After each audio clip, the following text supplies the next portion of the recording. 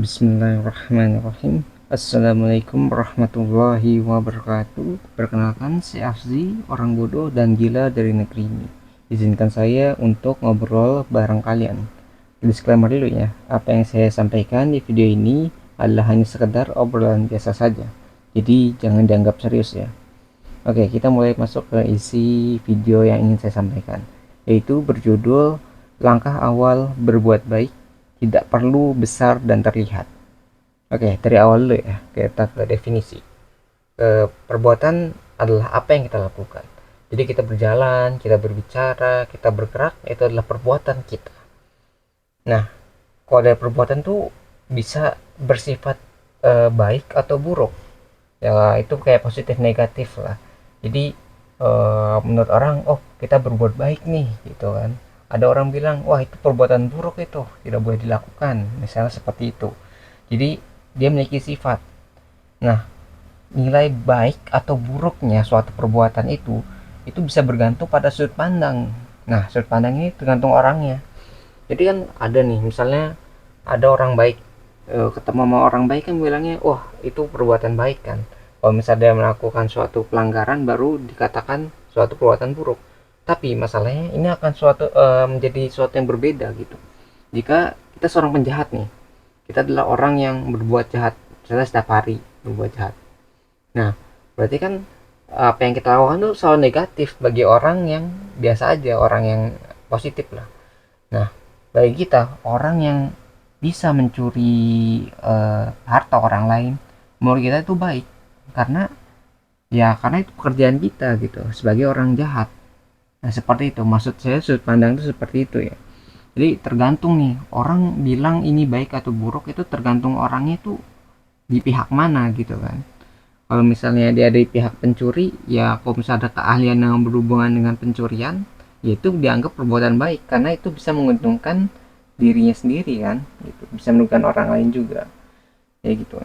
Makanya kalau mau melihat sudut pandang yang baik atau tidak itu harus dilihat dari bagaimana Tuhan itu melihat perbuatan tersebut gitu. Kan ada kan perintah gitu di agama, misalnya jangan mencuri, misalnya ya jangan mendekati zina, seperti itu kan perintahnya. Nah menurut kita kan, zina misalnya pacaran, pacaran tuh kan bagi sebagian orang gitu menganggap itu hal biasa gitu kan, misalnya seperti itu. Tapi bagi Allah jangan dekati hal seperti itu, berarti jangan dekati, berarti ada hal yang mungkin kita tidak ketahui gitu, bahwa perbuatan-perbuatan tadi itu bisa menimbulkan dampak yang lebih besar. Kayak gini aja nih, misalnya kan Tuhan kan yang menciptakan kita nih, ya pasti dialah yang lebih tahu tentang apa yang kita lakukan atau kita perbuat, dampaknya seperti apa dan kedepannya bagaimana gitu. Karena kan Allah itu yang menciptakan kita, yang memprogram kita, dan memiliki pengetahuan yang lebih luas gitu dibandingkan dengan ciptaannya. Bayangin aja ya, misalnya kita kan manusia nih, nyiptain suatu hukum atau suatu peraturan. Kalau misalnya kita yang nyiptain kan biasanya kita yang lebih tahu gitu bagaimana cara memperbaikinya atau meningkatkannya gitu. Khususnya kayak programmer gitu, atau yang suka coding lah. Itu kan kalau dia yang ngerjain kan hanya biasanya dia yang lebih ahli di bidang itu gitu, yang tahu dia itu mau buat apa gitu kan. Ya sama aja kayak Tuhan menciptakan manusia gitu kan. Jadi kan manusia itu kayak ciptaannya yang telah diprogram gitu. Maka Tuhan lebih mengetahui. Maka dari itu akan lebih baik jika kita mengikuti perintah dari Tuhan itu. Apapun gitu ya. Menurut kita mungkin negatif lah, ada negatifnya. Cuma bagi Allah itu suatu yang harus kita lakukan. Adalah perintah gitu kan. Nah, dari sini tuh kadang tuh banyak loh orang yang eh, meremehkan gitu, kayak perbuatan baik yang kecil dan tak terlihat gitu kan. Kayak orang tuh nggak ngelihat kayak, wah ini perbaikan misalnya kecil tuh kayak berkata baik gitu kan, perbuatan kecil, atau enggak senyum ketika bertemu orang, menyapa orang gitu kan. Itu kayak perbuatan kecil gitu kan. Tapi jarang dilihat orang gitu, jarang dihargai. Padahal dengan berkata baik misalnya kita bisa menjaga perasaan orang lain gitu. Misalnya ada apa suatu keburukan dari orang lain, kita bisa mengingatkan dengan cara yang baik juga gitu. Jangan kita apa ya namanya, dihujat atau dihina gitu kan. Mungkin dia hilaf kan, kita nggak tahu, misal dia lupa kan, misal seperti itu. Jadi perbuatan tuh kadang sering diremehkan, kayak perbuatan yang kecil itu tuh, perbuatan baik itu biasanya sering diremehkan, yang biasanya nggak terlihat lah gitu kan. Terus orang juga sering ngeluh gitu dengan keadaan, misalnya kayak wah keadaan saya kan lagi nggak punya apa-apa nih, gimana mau ngasih ke orang lain gitu kan, misalnya seperti itu gitu. Oh, misalnya kalau misalnya tadi ya permisalannya, kita nggak punya apa-apa nih, berarti apa yang kita punya saat ini kayak mulut gitu kan, terus tangan kita, kaki kita gitu kan, bisa digunakan itu sebenarnya. Sebenarnya kalau orang bilang kita nggak punya apa-apa, anggota tubuh kalian tuh sesuatu loh, sesuatu yang bisa digunakan. Jadi kayak sesuatu yang bukan harta benda, maksudnya harta yang bernilai uang ya, dalam bentuk apa ya, anggota badan atau perbuatan tuh bisa dinilai juga. Karena masa harus punya uang dulu baru bisa berbuat baik kan, terlalu apa ya, aneh gitu kalau dilihat gitu kan. Terus orang juga sering iri gitu ketika ngeliat orang lain, wah dia hartanya banyak gitu, terus apa ya, makmur hidupnya, sukses gitu pekerjaannya. Lah kita kan nggak tahu misalnya perjuangan dia sebesar apa gitu, atau mulai itu sejak kapan gitu. Misalnya dia sudah memulai pekerjaan itu dari orang tuanya, jadi dia merintis karir itu dari sebelum-sebelumnya gitu, dari generasi sebelumnya.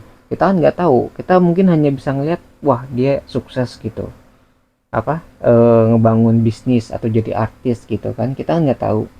Tapi ada mungkin di baliknya gitu kehidupan yang keras gitu, yang mungkin kita tidak mampu untuk menjalani kehidupan tersebut gitu kan. Misal ada artis, wah dia hidupnya emang enak gitu kan, Eh, udah terkenal terus makmur banyak uangnya gitu kan, kita nggak tahu di baliknya sebelumnya gitu, masa kecilnya bagaimana, didikannya bagaimana, hingga menjadikan orang tersebut tuh kuat gitu.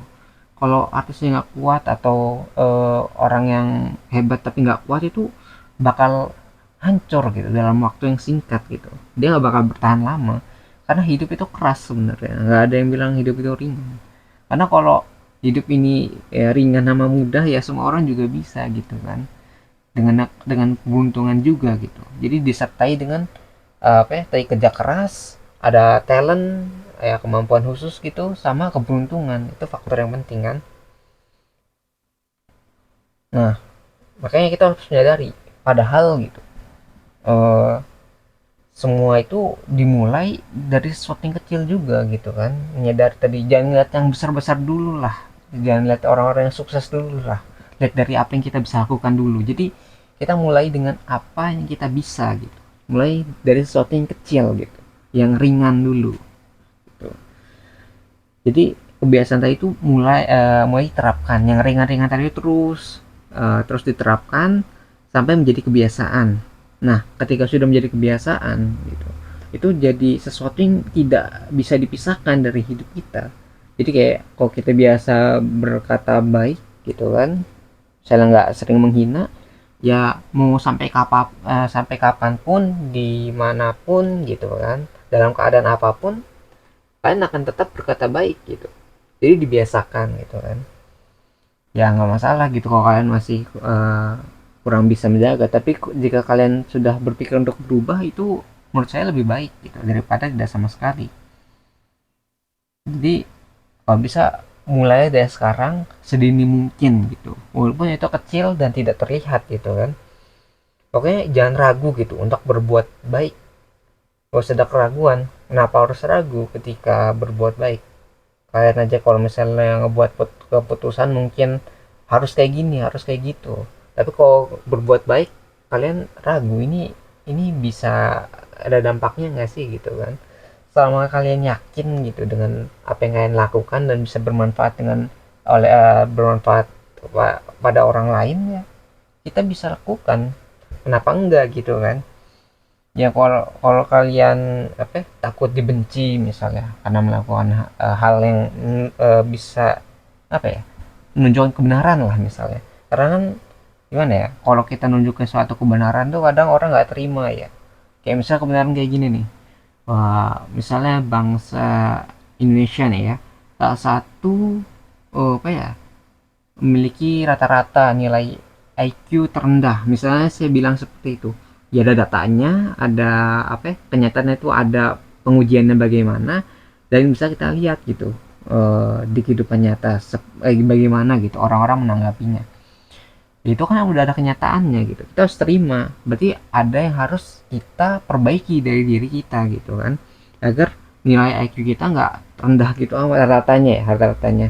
Jadi kan rata-rata kan keseluruhan nih, kalau dibilang ada orang yang jenius di antara orang-orang kita ya pasti ada gitu kan, cuma mungkin nggak banyak gitu, makanya rata-ratanya rendah gitu. Nah, memang ya pahit gitulah rasanya gitu kalau diomongin kayak pahit banget. Wah, eh, rata-rata IQ kita rendah gitu kan, kayak wah, bodoh banget gitu kan rasanya, pahit gitu rasanya, emang bener pahit kalau kita lihat. Lah kita kan nggak kayak gitu misalnya, tapi kan kebanyakan orang gitu. Kalian kalau misalnya ada satu orang yang pinter banget tapi ada 10 orang yang misalnya eh, ya kurang gitulah, kita anggap aja kurang. Kalau misalnya kita hidup di negara yang demokrasi, yang satu orang ini tidak akan mampu gitu melawan suara yang 10 ini. Bayangkan gitu kan, kita misalnya untuk menentukan suatu kebijakan atau suatu pemimpin yang didukung oleh orang-orang yang tidak kompeten misalnya, kan itu kan akan sangat berbahaya gitu. Bahkan orang yang kayak apa ya, satu orang yang minoritas tadi yang memiliki mungkin lebih cerdas gitu kan, itu mungkin bisa disingkirkan dengan mudah gitu. Maka dari itu harus berhati dengan hal tersebut ya. Nah, tapi tadi ya dengan kepahitan gitu, dengan pahit kejujuran itu, kita bisa menyadari gitu berapa manisnya perubahan. Jadi kayak kita wah pahit banget ya hidupnya, nilai IQ rata-rata kita gitu. Tapi kita harus berubah dari situ, kita harus mengubah sistemnya misalnya kan, atau cara mengajar kita supaya generasi selanjutnya itu akan menjadi lebih baik gitu. Ya mungkin di atas 100 lah mungkin target kita gitu kan IQ-nya. Nah, ketika kita mencapai target tersebut itu akan mencapai kayak menjadi sebuah prestasi bagi kita semua gitu, menjadi suatu, kalau makan tuh rasa manis lah. Kan kita pahit nih sekarang nih, keadaan kita saat ini nih sangat terpuruk lah menuju Indonesia emas misalnya kan. Kalau misalnya kita nggak berubah dari sekarang gitu, kapan lagi gitu kan, apakah kita harus merasa pahit sampai Indonesia emas 100 tahun Indonesia merdeka gitu kan, apakah harus menunggu 100 tahun gitu?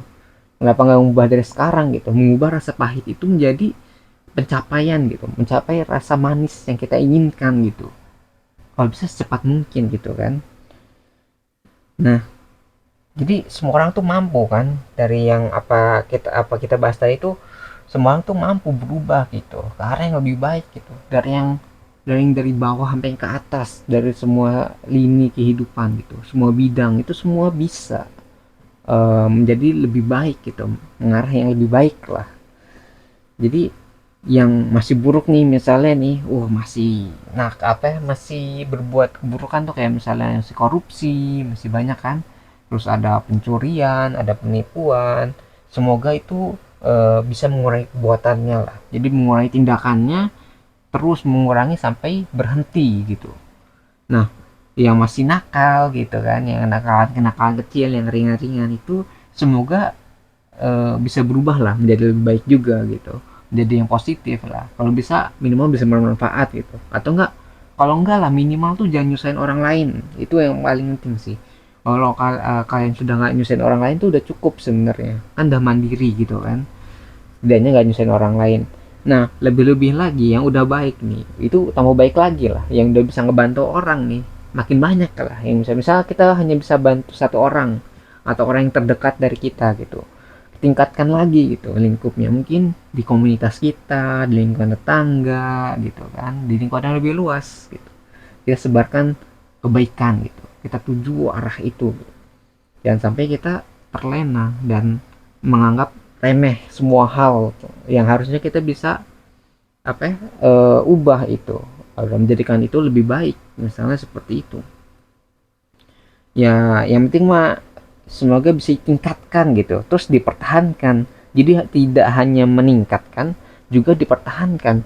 Jadi banyak orang ya lo tingkatkan tingkatkan gitu kan, tapi kalau meningkatnya cuma sebentar, cuma berapa bulan gitu kan, terus baik lagi keadaan semula, kan percuma gitu kan. Ya kalau bisa ditingkatkan gitu, perlahan-perlahan tapi pasti, terus dipertahankan gitu kan. Kita minta seperti itu, kita bisa lah. Jadi jangan hanya ditingkatkan dan waktu sesaat, dalam momen-momen tertentu, tapi di segala saat, dimanapun kapanpun gitu, dipertahankan gitu, bisa dipertahankan. Nah pokoknya jadinya inilah, jangan kita hujat lah orang-orang yang ingin berubah itu. Jadi kita jangan ngejudge orang kayak wah dia tuh orangnya jelek gitu, orangnya kurang baik gitu, orangnya jahat gitu. Jangan sampai seperti itu. Jika orang-orang yang tadi kita anggap jahat itu, orang-orang yang buruk itu ingin berubah gitu, jangan kita hujat gitu, harusnya kita dukung. Kenapa kita harus hujat mereka gitu? Ya mungkin mereka lupa, ya mungkin mereka salah, ya mereka manusia gitu, kita juga manusia, kita juga tidak benar-benar suci, kita juga berbuat salah gitu kan. Jadi ketika mereka berbuat salah tuh ya kita dukung untuk berubah gitu. Ya jangan-jangan gara-gara kita hujat malah mereka itu jadi takut untuk berubah menjadi lebih baik sebenarnya gitu. Kayak ya mungkin kayak saya misalnya orang jahat nih, ingin berubah menjadi lebih baik, tapi ketika saya ingin berbuat baik malah dihujat, malah diancam gitu kan. Oh, kayak direndahkan gitu, padahal saya ingin berbuat baik misalnya kan. Itu sesuatu yang menghambat jalannya ke suatu perubahan menjadi lebih baik malahan kan. Itu sangat berbahaya. Bayangkan itu terjadi di segala tempat gitu kan, banyak orang yang jadi korban gitu kan. Bahaya sekali kalau misalnya diteruskan. Nah Tuhan pun menurut saya bisa memaafkan gitu tuh, karena ya yang maha maaf aja memaafkan gitu. Tuhan tuh bisa gitu, memaafkan gitu perbuatan yang menurut kita tuh paling tercela gitu menurut kita ya. Terus Tuhan tuh memberi hidayah kepada orang tersebut hingga orang itu bisa berubah gitu. Ya Tuhan aja bisa memaafkan gitu, kita gitu sebagai manusia, sebagai hambanya, sebagai ciptaannya gitu, masa nggak mampu gitu untuk melakukannya. Yang menciptakan kita gitu, yang memprogram kita itu bisa memaafkan. Ketika orang itu tuh, orang yang buruk menurut kita tuh diberi hidayah dan bisa berubah gitu. Lah kenapa kita sebagai sesama gitu, sama manusia tidak mampu gitu melakukan hal tersebut gitu. Tidaknya berilah kesempatan gitu kan. Kayak apa? Kasihlah dia ruang gitu lah. Jangan sampai karena kita hambat terus, malah ya nggak bakal berubah jadinya orang tersebut gitu kan.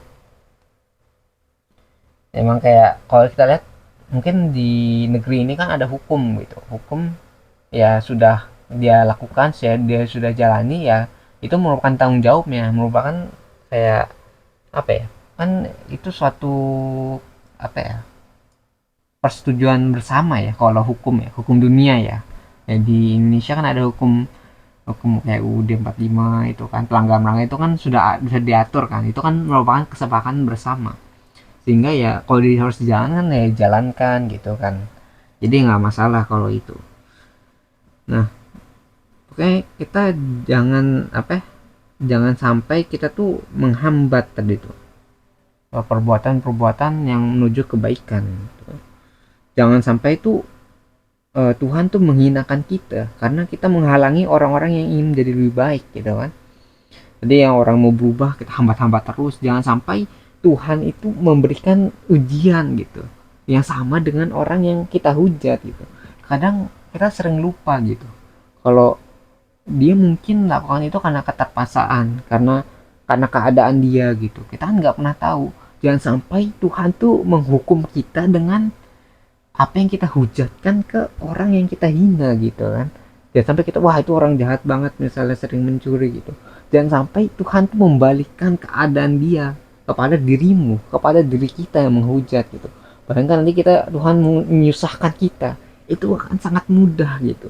Dan apakah kita bisa gitu melalui ujian tersebut tanpa melakukan apa yang orang tadi itu yang kita hujat itu lakukan gitu kan.